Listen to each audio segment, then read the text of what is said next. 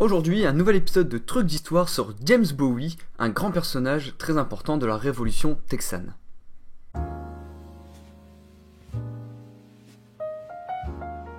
James, que l'on surnomme Jim Bowie, est né en 1796 dans le comté de Logan, dans le Kentucky, donc aux États-Unis. Il a deux frères, John et Ritzin, Bowie, avec lesquels il va faire de la contrebande d'esclaves.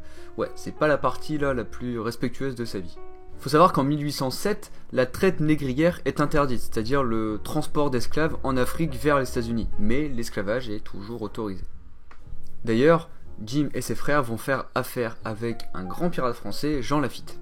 En 1830, il décide de s'installer au Texas, qui à ce moment-là n'est pas un état américain, c'est un état mexicain depuis environ 10 ans après l'émancipation de la tutelle espagnole. D'ailleurs, au début des années 30, il décide de se mettre en quête d'une mine légendaire qu'il ne va pas trouver. Par contre, durant cette quête de la mine légendaire, il repousse une attaque d'Amérindiens. Donc toujours pas la partie la plus respectueuse de sa vie.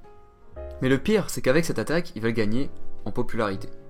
Malheureusement, au début des années 1830, sa fille, sa femme et son frère John vont périr du choléra. Du coup, Jim Bowie commence à se négliger et commence même à sombrer dans l'alcool. Toujours pas la partie la plus... Enfin, vous avez compris quoi. Puis, grâce à des lois permettant l'achat de territoires au Texas, il est nommé délégué foncier de l'État du Texas. Malheureusement, tout s'arrête 2 ans plus tard, en 1835, lorsque le président Antonio López de Santa Anna met fin à ces lois. Il va même un peu plus loin, puisqu'il va arrêter en fait tous ceux qui étaient en train de faire du business, mais d'origine américaine, qu'on va appeler donc les Anglos. Et donc ainsi, ces Anglos vont commencer à se révolter contre le président mexicain, et ainsi démarre la révolution texane en 1835. La révolution texane se déroule entre octobre 1835 et avril 1836, donc c'est quand même assez court, et il y a une bataille très importante, le siège d'Alamo. Pourquoi elle est importante? Parce que Jim Bowie va y mourir, donc forcément c'est intéressant dans cet épisode.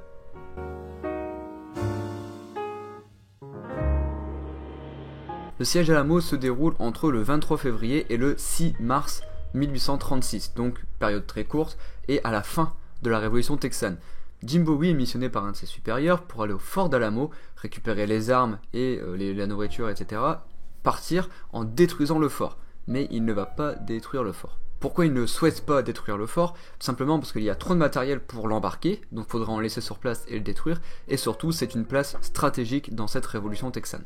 Donc Jim Bowie et 2 de ses camarades font le vœu solennel de défendre cette place, quelques renforts texans vont arriver, et les Mexicains vont se mettre autour du fort pour réaliser donc un siège. Si on regarde un peu les forces en présence, on est sur 180 bonhommes du côté des Texans et 3000 du côté mexicain, ce qui veut dire que les Mexicains sont 16 fois plus nombreux que les Texans. Jusqu'au 5 mars, donc du 23 au 5, c'est que des escarmouches en fait, il n'y a pas un vrai assaut, mais le 5 mars commence l'assaut. Le 5 mars à 22h, les Mexicains décident d'arrêter les bombardements de l'artillerie. Pourquoi ? Ça donne aux Texans l'illusion de pouvoir se reposer, alors qu'on a 2000 soldats mexicains qui se préparent à attaquer le lendemain matin. En plus de ces 2000 soldats prêts à attaquer, 500 cavaliers se mettent autour du fort pour éviter les fuites, et 400 autres soldats restent avec le président mexicain. Donc l'assaut se fait au petit matin, alors c'est au début quand même très compliqué pour les Mexicains, les passages sont très étriqués, ce qui veut dire que les bonhommes à l'arrière des colonnes tirent au pif. Parfois vont même tirer sur leurs alliés en fait, donc sur les Mexicains qui sont en première ligne. C'est quand même pas de bol de shooter son copain. Mais les Mexicains étant plus nombreux, les Texans doivent se replier dans le fort, dans les casernes et aussi dans la chapelle. Certains tentent de fuir, mais ils vont être attrapés par les cavaliers et vont être tués. Depuis le 4 mars, c'est-à-dire depuis la veille avant l'assaut ou la préparation de l'assaut des Mexicains, Jim Bowie est quand même gravement malade, donc il ne peut plus se battre, mais il va participer aux réunions stratégiques.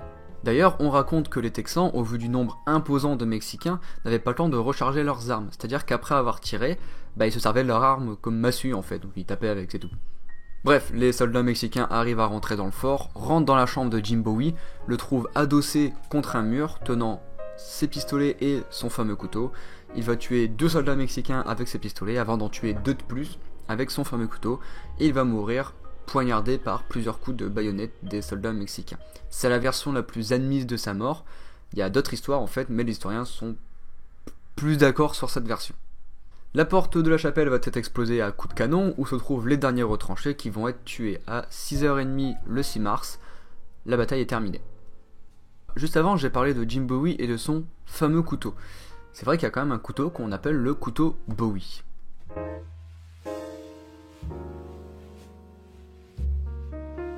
Alors du coup on va remonter un petit peu avant dans la vie de Jim Bowie justement. En 1827 il se retrouve dans une mêlée générale, il est d'ailleurs touché par une balle et aussi poignardé, et donc en se battant il va poignarder le shérif de la ville avec son long couteau, donc qu'on va surnommer plus tard, qu'on appelle aujourd'hui même le couteau Bowie. Le couteau Bowie est un long couteau puisqu'historiquement on considère que la lame va faire entre 20 à 30 cm. Voici une règle de 30 cm, c'est grand. Le couteau Bowie est communément monté sur plate semelle, c'est-à-dire que la base de la lame est aussi grosse en fait que la lame elle-même. Donc on a juste à mettre 2 plaques de bois pour faire la poignée ou juste enrouler de la corde. L'autre montage est dit un montage sur soie où on a simplement la base de la lame qui va elle s'affiner. Généralement la garde du couteau Bowie possède elle 2 quillons. Alors du coup il existe 2 types de lames pour le couteau Bowie, ils ont quand même des similitudes, notamment le côté tranchant qui se trouve sur un seul côté, c'est celui-ci. Donc de l'autre côté, on peut dire au dos de la lame, on a un côté droit qui sert à poser son index, c'est ce côté. On voit ici à peu près à la moitié de la lame, que je définis par cette ligne, on a un décrochage qui fait la petite vague, on appelle ça une lame en clip point, donc en anglais. On se rejoint ici sur cette pointe, qui est exactement au milieu de la poignée.